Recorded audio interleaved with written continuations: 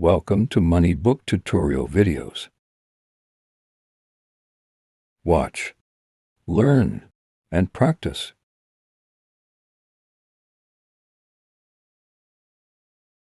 Hello guys, welcome to moniebook tutorial videos. My name is Ogbonea Daniel. In this video, I'll be talking about navigating and understanding all tabs in moniebook latest version, episode 1. This is the first episode on this topic. Now, let's go to our moniebook dashboard. On this dashboard, you know how you can come to this place. When you come here, you know how you can come to this place when you have your website here, moniebook.moneypoint.com, and you opens it and log in. It will take you to this. Then we have our home, which is the home page. Then we have our sales.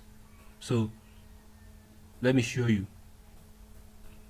So we have our home page here. When you come to home, you can see all this. This is your register pin, your name, the business relationship BRM name is here. Then you can also view reports. Then you can also do a lot of things. So let's go back to home. Then let's go to the next option. We have the sales. So when you come to sales, you can see date. You can filter this. All the sales carried out by the business owner are here. You can filter by date, by staff, by branch. Now let's filter by date. Click on date, then choose the day. Let's say today you want to see items sold today. No item was sold today. You can also filter by staff to see items sold by that particular staff. Now you can also filter by, let's choose this one. Then you can also filter by branch to know the exact branch that sold that particular product. Let's filter, then apply filter. Then you can also filter by payment method. Say you want to know transaction that was carried out by cash or by card or by bank transfer. Let me pick cash for example, and let me apply the filter. Go down a bit so that you can, okay. Then when you're done, you can create the filter all created. You can see transactions, and you can cancel the transaction. You can click on each transaction you want to see more details about. You can see the sell ID, the date, the customer name, everything about the transaction is here. And you can feel like you want to cancel, you can just come here and say cancel sell. When you click on cancel sell, the sell will be cancelled. They will ask you, do you want to cancel this sell? You say yes, proceed, and sell cancelled. Cancel successfully. That is how you can cancel a sale. Now let's go back to another thing you can want to navigate into, which is reports. Navigating to report. Report is just talking about the total summary of all the transaction that was carried out on this business owner account. So this is just kind of giving you a report of what was done by filtering it to the date. When you click on date, you can choose date. You can choose this week. You can choose yesterday. You can decide to choose this week. You can decide to choose today, as the case may be. You can decide to choose the branch you want to filter to know the reports for that day. You can also filter by staff, and then when you are done, you apply. Then you can filter by branch too. Then when you are done, you can create the filter. So that is that for report. Then we also have customer here on the dashboard. So when you talk about customer, you can create a new customer by taking their details such as their name, their email, their phone number, their WhatsApp number, and thereabout. But the one that is very much important, you can just take their name. Let's say Daniel. You can just take the name, and then you are good to go. You can just take the name, then you are good to go. So when you are done, you save the changes. The customer name has been taken. So you can see this is the customer name, only the name that was taken. So it's okay by us. You can export the customers if you want to export it to Excel, so that you can, maybe you want to send it to your boss, or you want to send it to someone. You can export it. You are free, and you can add new one. You can also set customer group by grouping customers together. So you can create a group and then add your customers. Maybe customers that normally buy this particular product anyhow, but just know that you can group your customer there. Okay, now let's go back to the dashboard. Then we have another section we call all item. So this is another part of the dashboard that you need to understand very well. So on this all item, it's talking about how you can put item into the system for the staff to be able to sell them. What I mean by that is how you can add your inventory. It's just talking about adding your inventory. So now, and you can also view all the item you have added already by coming to this place. Scroll down, you can see that this item, you can see all the item you added. You can see the item, you can see the category, you can see the unit, you can see the branch, you can see the stock. So that is it. That is it. Now you can also decide, you can decide to sort it by branches, by category, by inventory, and by suppliers. Then you can also export all the item you have already added here. You can export it to Excel file. Now there's another thing you talk about here: add item. So you can add item by clicking on this add item. Now we have three methods you can use to add item here. Three methods you can use to add item here. The first method is standard item. A standalone product you sell individually. Example, a bottle of water. A unit item you sell. That is what we mean by that. A unit item. Then variant item, a product with multiple variation, like size or color, or a t-shirt, or small, big, and large. Then we have bundled item 2, a collection of items sold together as one. Example, a set of t-shirt, your cap, your shoe, you bundle them together and sell it. That's what we mean by bundled item. So we still have a separate video where we explain in details how all these things are. Just note that this is add item, where you can create more item into the system. That is the item. A place where you put, they give you opportunity to put prices. Here you can put prices, you can put price, you can put cost price, you can put selling price. You can also put track inventory here to know the actual stock you have. They give you opportunity to also select the branch which you are going to put. Just put the stock, put the price, put everything here. That is the add item. So in a nutshell, add item is just talking about giving you an opportunity to add item. You can sort by branches, category, inventory, and suppliers. That is what all we have about add item. So now on the category, this place is giving you an opportunity to set different category. When you are paying out from the P8, you have option to select from the category. So with the help of this category, you'll be able to sort out those category more faster, and you not have any time to waste when you are selling to customers. So to create category, just come to add category, then you put the new category. Let's say foodstuff, for example. Foodstuff. Okay, so this is a new category. After typing the name, just click on create category, and the category will be created successfully for you. So that when you're adding item, when you're adding item on this all item, as you're adding item, so there will be a place where they will require you to select that category. For example, you selected standard category here. You put your item name here on the category. When you select here, they will ask you to pick from those categories you have created. So you can create foodstuff. You can pick foodstuff here as one of the category. So that's just what category is used for. Now let's head over to let's navigate to another thing you need to know. We have talked about the all item, the category, the taxes. Taxes is just all about tax payment, if there's a tax payment on your business. Now let's talk about stock history.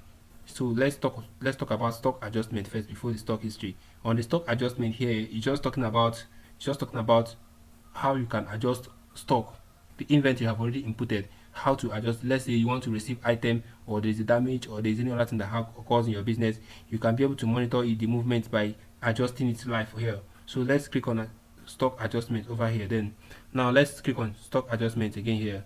Then first of all, they ask you which branch you want to adjust. Let's pick this oil mill as the branch you want to adjust stock for.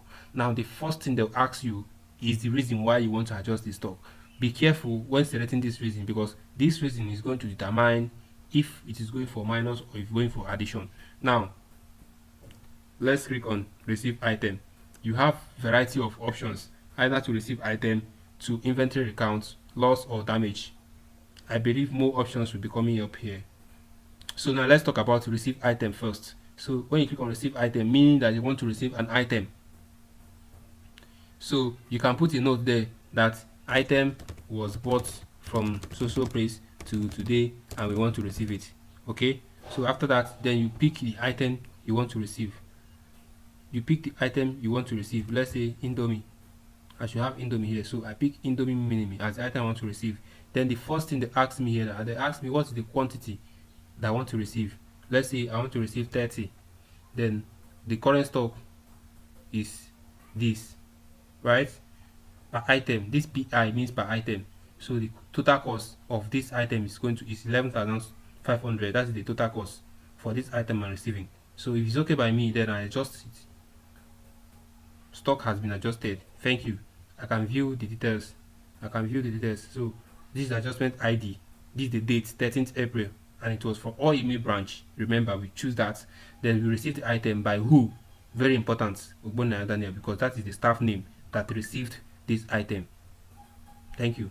Now let's go back to stock history, because this stuff we just did now is going to be recorded on the stock history. So stock history is going to carry out, look at it, let's go there. Okay, very good. 13th April, this time 4:52 p.m. Indomie mini was received by Ogbonna Daniel at Oyimi. Stock before was 989, right? Then after receiving 30, it becomes 1019. That is it. Adjustment, stock before and stock after. Very, very important. So that is what all we have about the stock history, stock adjustment. Now let's go down to the next thing that which is very important to us is measurement unit. Measurement unit is talking about is very, very important. You have to know, like the one we just finished now is PI, which is per item. So you have to know if this is coming in centimeter, in grams, in kilogram, in liters, in just have to know where this is coming from. So we have per liter, per meter, per milligram, per milliliter, per yard, per item. So all these things we have it, right? We have kilogram, we have liters. So for example, let's say we want to sell free station. Now this is what we choose. We have to choose the measurement unit well. So let's say we don't have measurement unit yet.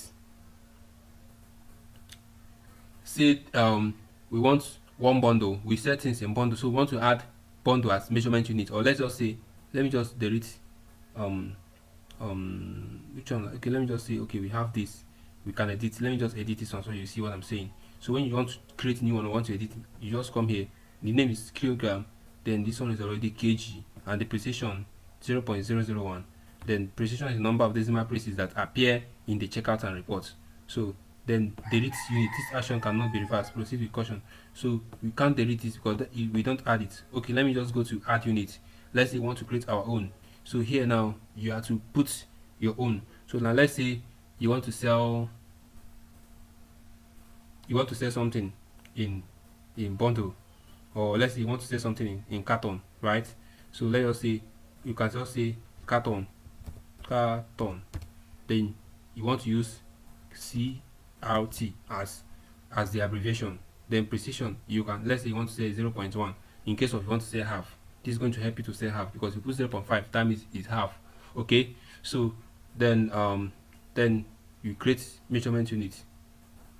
So now when you go to, you have created this measurement unit, right? Okay, now let's go to add item so that you understand what I mean. So when you click on add item, now you want to add something now. So let's say you want to add a carton of Indomie now, which is on the bundled item. So you want to add item now, so you can say Indomie carton. So Indomie carton now. So select the category. Let's say the carton is on carton and half. So now we come here, now we select the branch. Select branch. We want it to be, let's say we want it to be in all the branch. We want it to be all the branch. So you select all the branch, then confirm. So then you select, now select measurement unit. Have you seen? So you have to click here and select carton. That shows that you are selling a carton. Now come here now and select, you have to select Indomie. Good. Now you are selling Indomie, then the quantity now it should be 40 Indomie make one carton. So okay, I think this Indomie, the price was not sent to, okay, I'll just set it to okay. So that is it now, 40. Then the price here is going to be, let's make your price to be, let's just say 15,000. So that is it now. Fine. Okay, let me go to this Indomie so that I can set the price very well. Indomie. So Indomie. So okay, so I think here this is the Indomie, right? So Indomie, let me click on it, and then let me edit it now to price supposed to be.